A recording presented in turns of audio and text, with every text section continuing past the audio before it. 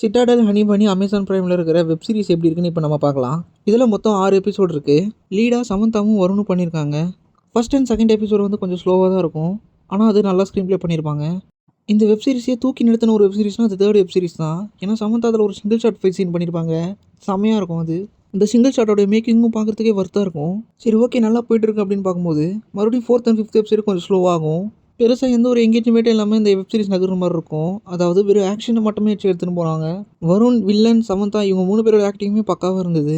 வருணுடைய flashback okay, but சமந்தாவோட ஃப்ளாஷ்பேக்கை அவங்க தெளிவாக காமிக்கல. எதுவுமே இல்லாமல் ஒரு நார்மலாக முடிச்சிட்டாங்க. ஸோ ஃப்ளாஷ்பேக்கை இன்னும் கொஞ்சம் ஸ்ட்ராங் பண்ணியிருக்கலாம்.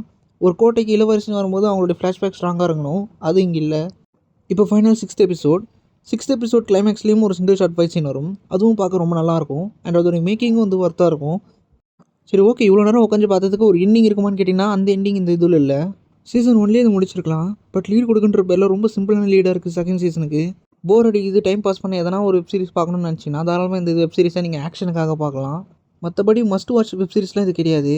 டைம் இருக்கிறப்போ சும்மா வேணும்னா பார்க்கலாம். இந்த ஸ்டோரியோட கெப்பாசிட்டி ஒரு படமாகவே எடுத்துருக்கலாம். படமாக எடுத்திருந்தால் இன்னும் சூப்பராக இருந்திருக்கும். பட் வெப் சீரிஸ்ன்ற பேரில் நிறைய லேக் இழுக்க வச்சுருக்காங்க கதையை. டோட்டலாக நம்ம 5க்கு 3 கொடுக்கலாம்.